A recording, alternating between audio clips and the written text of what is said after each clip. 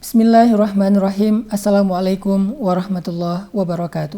Allah Subhanahu wa taala berfirman di dalam pembukaan surat Al-Ankabut. Alif Lam Mim. Ahasiban nasu an yutraku an yaqulu amanna an yaqulu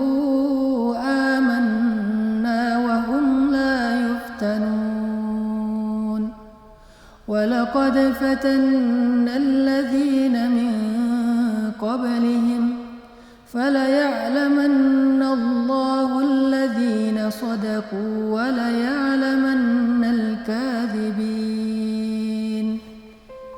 Yang artinya Alif Lam Mim. Apakah manusia mengira akan dibiarkan saja mengatakan kami telah beriman, mengatakan kami telah menjadi muslim, mengatakan kami adalah hamba Allah, wahum la yuftanun, sedangkan mereka tidak lagi diuji. Walaqad fatannal ladzina min qablihim, padahal kami telah menguji orang sebelum mereka.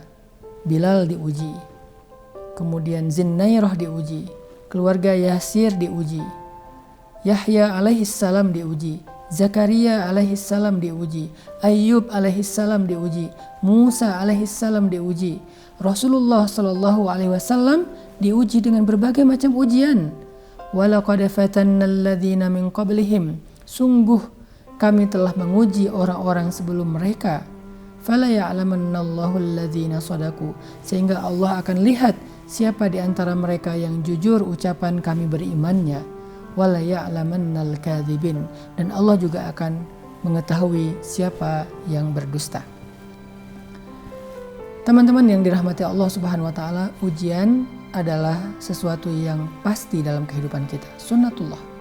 Seseorang ada yang diuji karena Allah ingin menghapuskan dosanya, karena Allah ingin mengangkat derajatnya, maka ujian ini menjadi sesuatu yang baik bagi dia.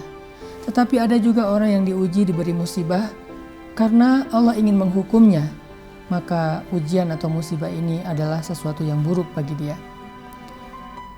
Sehingga ketika kita sudah banyak beramal solih, jangan sampai kita salah faham lalu kita mengatakan, kenapa Allah masih menguji saya? Kenapa Allah masih memberikan saya musibah?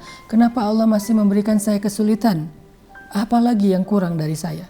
Padahal orang-orang sebelum kita jauh lebih soleh dari kita, jauh lebih istimewa dari kita, dan bahkan di antara mereka ada kekasih Allah yaitu Rasulullah. Ternyata mereka pun mengalami ujian yang jauh lebih berat daripada apa yang kita alami. Jadi ujian itu adalah sunnatullah untuk menggugurkan dosa, untuk mengangkat derajat. Coba kita renungkan bagaimana ilustrasi atau analogi ketika seseorang punya penyakit di tubuhnya, punya kanker, punya tumor, punya luka, punya sesuatu yang tidak baik di dalam tubuhnya. Lalu kemudian dia datang ke dokter, dia minta, dokter obati saya.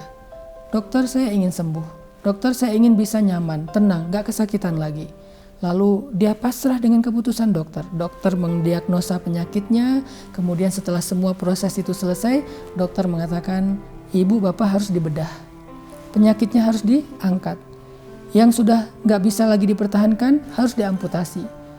Mungkin sedikit ibu akan kekurangan, mungkin ada bagian organ tubuh yang diambil. Tetapi setelahnya ibu bapak akan mengalami kehidupan yang lebih baik. Tidak kesakitan, mulai bisa beraktivitas, normal. Bagaimana pendapat bapak ibu?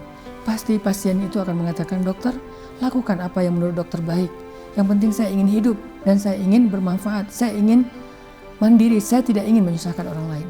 Akhirnya kita masuk ke ruang bedah, operasi berjalan, salah satu organ kita diambil, penyakitnya diangkat, sehingga kita akan mengalami fase pengobatan dan pemulihan selama beberapa hari sampai beberapa minggu. Setelah semuanya berlalu, maka kita akan mengatakan terima kasih dokter. Bahkan kita rela bayar berapapun kepada dokter itu ketika dia mampu mengangkat penyakit kita. Lalu kenapa kita mengeluh kepada Allah ketika Allah ingin mengangkat penyakit dosa-dosa kita di masa lalu? Penyakit yang ada di hati kita. Mungkin dengan sedikit rasa yang tidak nyaman, seperti dokter mengangkat penyakit itu dengan bedah, dengan operasi. mungkin tidak nyaman. Kita akan mengalami rasa sakit sedikit, tapi itu jauh lebih baik daripada rasa sakit yang berlarut-larut.